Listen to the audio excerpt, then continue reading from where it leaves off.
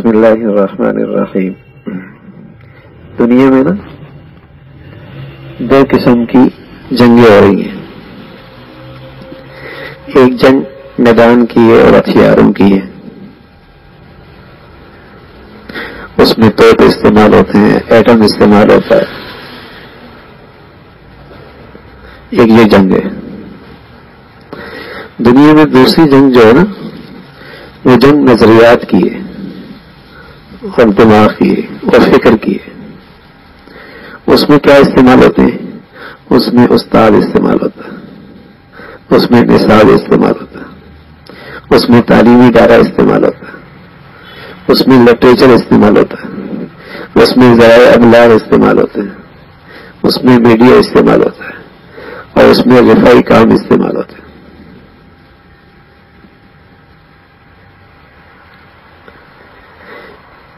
جو میدان جنگ کی لڑائی ہے نا اس کے ہتھیار توپ ہے، ایٹم ہے، یہ چیزیں. اور جو نظریات اور فکر کی جنگ ہے اس کے ہتھیار کیا ہیں؟ استاد، تعلیمی ادارہ، لٹریچر، نصاب، میڈیا، ذرائع ابلاغ، رفائی کام، یہ چیزیں. ہمیشہ باطل کوشش کرتا ہے کہ وہ میدان کی جنگ میں نہ آئے. کوشش کرتا ہے وہ، کیونکہ میدان میں جنگ میں آنے کا اس کا نقصان بہت ہے کہ مارا گیا تو اس کی کائنات ختم ہو گئی، اس کی تو دنیا ختم ہو گئی، جہان ختم ہو گیا. تو باطل کوشش کرتا ہے کہ وہ میدان کی جنگ میں نہ آئے. اس میں اس کا نقصان بہت ہے. اور یہ بھی اسے پتا ہے کہ باطل جب حق کے مقابلے میں میدان میں آئے گا تو انجام کار اسے شکست ہوگی. یہ بھی اسے پتا ہے. تو حد تک امکان باطل کوشش کرتا ہے کہ میدان کی جنگ میں نہ آئے، نظریاتی اور فکری جنگ کرے. اس میں اس کا تحفظ ہے کہ اپنے کمین گاہوں میں اور اپنے محفوظ ٹھکانوں میں بیٹھے رہے اور اپنے ہتھیاروں سے جنگ کرتا رہے اور ملکوں کو فتح کرتا رہے. تو یہ نظریات اور فکر کی جنگ جو کافر باطل نے کی ہے نا، اس میں اسے تقریباً اسلامی دنیا کے 54-55 ملک فتح کر لیے.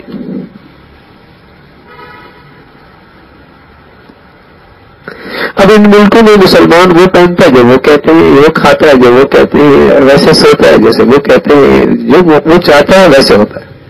قومی سطح سے لے کر نجی زندگی تک جو وہ چاہتا وہ ہو رہا ہے. تو ان ملکوں میں اس نے نظریات اور فکر کی جنگ جیتی ہے.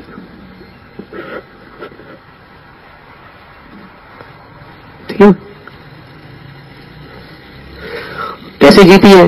اب مسلمان وہ سب چیزیں کر بھی رہا ہے، فخر بھی کرتا ہے. سوچ بدل دی نا، فکر بدل دی.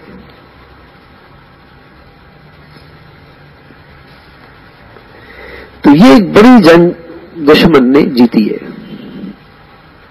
لیکن اس کے ہتھیار کیا ہیں؟ تعلیمی ادارہ ہے، استاد ہے، ذرائع ابلاغ ہے، میڈیا ہے، رفائی ادارے ہیں. یہ اور وہ سواد کے چشمے کے سامنے بیٹھا ہوگا تو نیسلی پی رہا ہوگا. ذہن بنایا نا.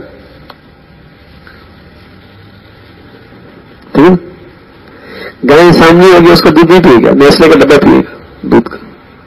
ذہن بنایا.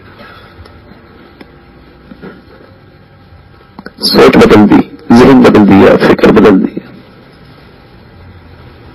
ٹھیک.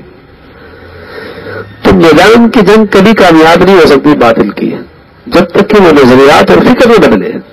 اب دیکھیں نا، میں آپ کو ایک موٹی سی مثال دوں. افغانستان میں کچھ لوگ ایسے تھے جو جان دے رہے تھے افغانستان کو آزاد کرنے کے لیے، اور کچھ لوگ تھے جو جان دے رہے تھے افغانستان سے بھاگنے کے لیے. دونوں چیزیں تھی. یہ کیا تھی؟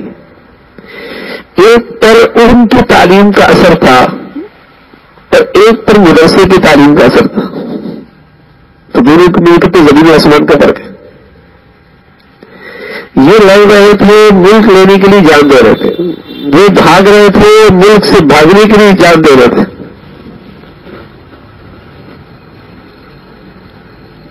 یہ سوچ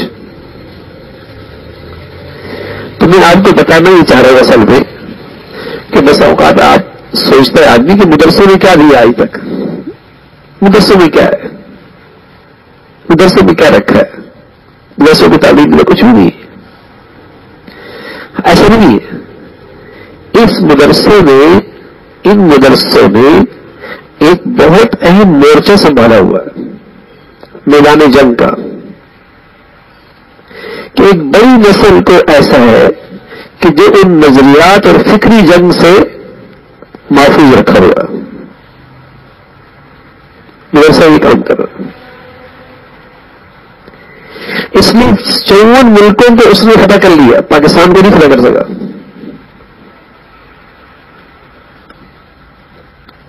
یہاں کے لوگوں میں اب بھی الحمدللہ ذہنی اور فکری طور پر اسلامیت موجود ہے، اور اس کی برکت آپ نے پڑوسی ملک میں دیکھ لی.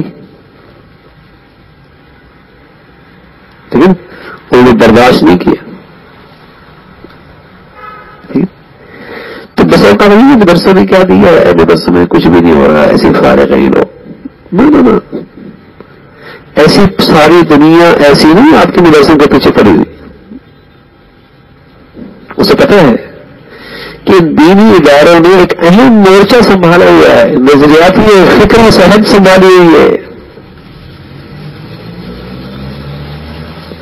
کہ اس کا پڑھنے والا اگرچہ عمل کے لحاظ سے کمزور ہی کیوں ہے، لیکن الحمدللہ اس کی سوچ اور فکر میں سلامتی رہتی ہے. اور سوچ اور فکر میں کیا سلامتی ہوتی ہے کہ وہ سمجھتا ہے کہ آج کے دور کے اندر بھی اسلام میرے مشکلات کا اور میری نجی زندگی کا اور میری قومی زندگی کا حل صرف اسلام میں. عملی طور پہ کمزوریاں موجود ہیں، میں بہت کمزور ہے،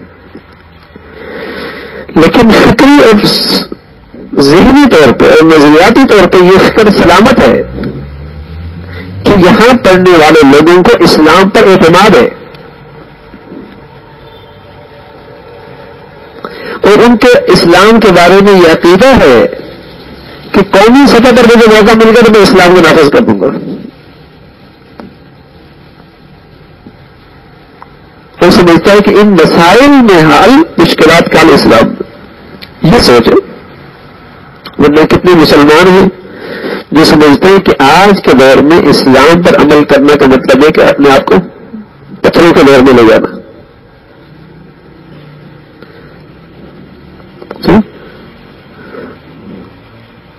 ان کا نظریہ یہ ہے کہ اسلام کے بہت سارے احکام ایسے ہیں جو اس آج کے دور کے اندر قابل عمل ہی نہیں ہے،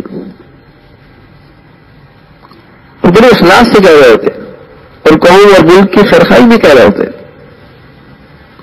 وہ سوچ اور فکر کی بیماری ہے.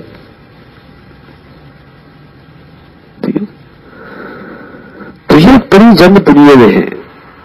ایسے نہیں ورنہ چٹائیوں پہ بیٹھنے والا مولوی کتنی تنخواہ لیتا ہے اور طلبا بھی مسکین سے ہوتے ہیں، لیکن ساری دنیا ان پر پریشان کیوں ہے؟ ان سے پریشان اس لیے کہ اس طبقے میں ایک اہم مورچہ سنبھالا ہوا ہے، نظریاتی اور فکری سوچ کا ایک اہم ذمہ داری اٹھائی ہوئی ہے. یہ بات ہے اصل میں کہ یہ آج بھی اپنی جان اسلام کے لیے قربان کر رہا ہے، یہ آج بھی اپنی جان دین کے لیے قربان کر رہا ہے، یہ آج بھی اپنی سب کچھ عزت سب کچھ دین کے لیے قربان کر. دنیا میں یہ نہیں، دنیا میں جذبہ ختم ہو گیا، دنیا میں یہ سوچ نہیں گئی. یہ بات ہے.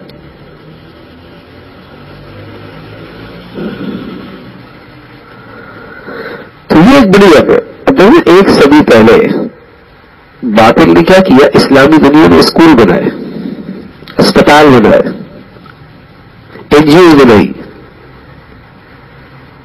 اور ان تمام چیزوں کے لیے مسلمانوں کی سوچ اور فکر کو اغوا کیا. ایک تو جسمانی اغوا ہوگا، وہ اتنا خطرناک نہیں ہے، اس لیے اس میں جو اغوا ہوتا ہے اسے احساس ہوتا ہے کہ میں اغوا ہو جاؤں. لیکن یہ سوچ اور فکر کے لحاظ سے جو آدمی اغوا ہوتا ہے اسے پتہ ہی نہیں میں اغوا ہو گیا. جسمانی طور پہ جو اغوا کرتا ہے لوگ بھی اسے ظالم کہتے ہیں, اور نظریاتی طور پہ اور فکری طور پہ جو آدمی اغوا کرتا ہے دنیا اسے خیرخواہ کہتی ہے. اس نے ہمارا یونیورسٹی بنا دی ہے, اس نے ہمارا ایک اسپتال بنا دی ہے, اس نے ہمارا تعلیم کا جال بچھا دیا ہے. ٹھیک ہے نا. نظریاتی اور فکری راستے میں دشمن ہمیشہ دوست بن کے آتا ہے, خیرخواہ بن کے آتا ہے, ہمدرد بن کے آتا ہے, ہمدرد بن کے آتا ہے. تو جسمانی طور پہ اغوا ہو تو اغوا کرنے والا ظالم, اغوا ہونے والے کو احساس کہ میرے بڑا ظلم ہوا. لیکن نظریاتی اور فکری طور پہ جو آدمی اغوا ہوتا ہے تو نہ اغوا کرنے والے کو ظالم کہتا ہے اور نہ اغوا ہونے والے کو یہ احساس ہوتا ہے کہ میرے کو تو ظلم ہوا. بتائیے کتنا خطرناک ہے, کتنا خطرناک. اغوا بھی ہوگا اسے پتہ بھی نہیں, بلکہ یہ اس کو اپنا محسن سمجھ رہا ہوتا ہے, اپنا خیر خواہ سمجھ رہا ہے. ٹھیک ہے, دیکھو ہمیں ڈگری دے رہے, ہمیں اسکالرشپ دے رہے, ٹھیک ہے, اس ایسے بھی ہوتا.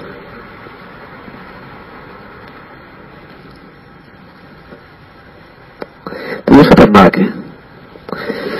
اور یہ نظریاتی اور فکری جنگ کا آغاز کب ہوا؟ جب باطل شروع ہوا اور جب حق آیا حضرت آدم اور شیطان کے درمیان. تو شیطان کیا کہنے لگا؟ انی لکما لمن الناصحین, میں تو آپ کا بڑا خیر خواہ ہوں. خیر خواہ بن گیا یہ اس زمانے سے کہ نظریاتی اور فکری جنگ میں ہمیشہ باطل خیر خواہ بن کے آتا. وہ بڑا خطرناک ہوتا, بڑا مشکل ہوتا ہے کہ باطل کو باطل سمجھانا بھی مشکل ہوتا ہے لوگوں کو کہ یہ باطل ہے.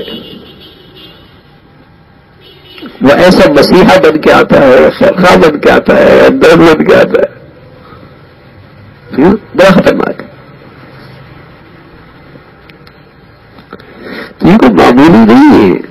ان دینی اداروں کی خدمات بہت ہی غیر معمولی ہے. ٹھیک ہے, غیر معمولی.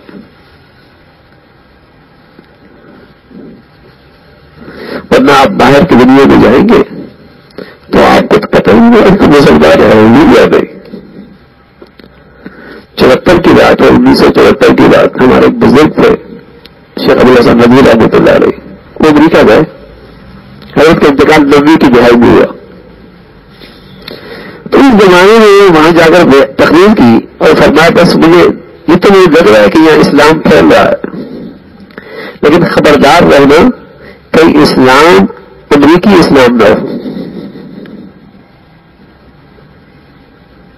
امریکی اسلام نہ ہو. کہ معاشرت ان کی ہو جائے, معاملات ان جیسے ہوں. اسلام صرف نجی زندگی میں رہ رہا ہے, وہ بھی کہاں تک, صرف نماز روزہ تک, چند رسوم تک بس. ایسا اسلام ہو کہ مسلمان تو نہ بدلے, اسلام بدل جائے.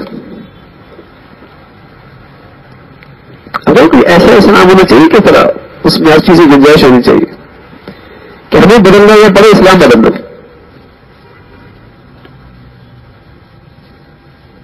ٹھیک ہے, تو ایسے اسلام سے پریشانی نہیں ہے باطل کو, جس کو مسلمان نے خود ہی بدل دیا ہو.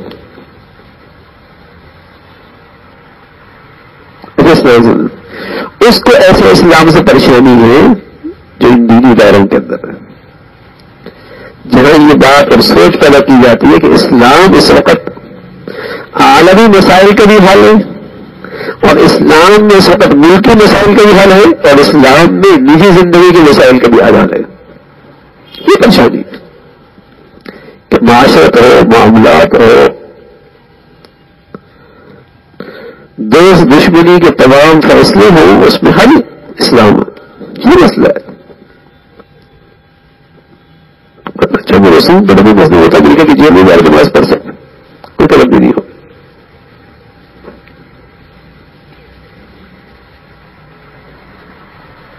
ٹھیک ہے, لیکن یہ سوچ کہ اسلام ایک مکمل دستور زندگی ہے اور انسانیت کی فلاح اور نجات دین دنیا کی دنیا آخرت کی سب اسی میں ہے, یہ مسئلہ ہے. یہ دنیا قابل قبول نہیں.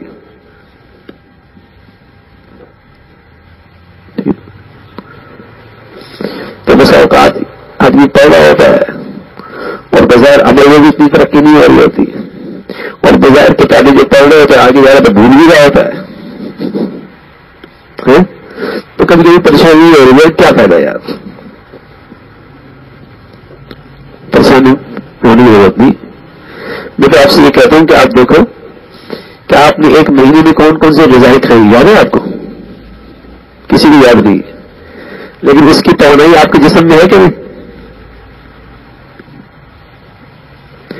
تو آپ نے اولا پڑھا اور آپ نے ثانیہ پڑھا, کوئی یادوں میں آ گیا, کوئی سالسوں میں آ گیا, کوئی یاد نہیں پیچھے والا, لیکن اس کی توانائی آپ میں موجود ہے الحمدللہ. اس کی توانائی آپ کی فکر میں, آپ کی سوچ میں, آپ کے ذہن میں موجود ہے. کھانا تو آپ کو یاد نہیں, آپ نے پورے مہینے میں کیا کھایا ہے, لیکن جسم کا تو ایسا بن گیا, طاقت تو ہے. ٹھیک ہے, طاقت تو ہے. ایسی سوچ فکر میں الحمدللہ طاقت آ جاتی ہے, فائدہ ہوتا ہے.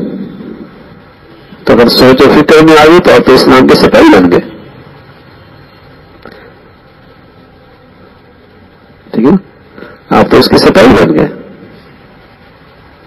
وقت آنے پر انشاءاللہ وہ طاقت سامنے آئے گی. ٹھیک ہے, اس کا بڑا فائدہ ہے. تو اس پہ اللہ کا شکر ادا کیا کرو کہ اللہ نے آپ کو جتنے بھی وقت اس ماحول میں دیا ہے, اس صحبت میں دیا ہے, اس پہ شکر ادا کیا کرو. اور میرے عزیزوں, جو سوچ اور فکر کے بیمار ہوتے ہیں بس اوقات ان کی سوچ اور فکر بالکل غیر اسلامی ہو جاتی ہے. بس اوقات انہیں اللہ کے احکامات پر اعتماد ہی نہیں رہتا. بس اوقات وہ دینی شاعر کے بارے میں بہت بڑی غلط سوچ رکھتے ہیں اور وہ گمراہی تک پہنچ جاتے ہیں. اور پتہ بھی نہیں لگتا, پتہ بھی نہیں لگتا, پتہ بھی نہیں لگتا. تو اس پہ اللہ کا شکر ہو جو اللہ نے آپ کو ایک ماحول دیا ہے, صحبت دی ہے. شکر کرو گے انشاءاللہ اللہ اس کی اور برکتیں نصیب فرما دیں گے.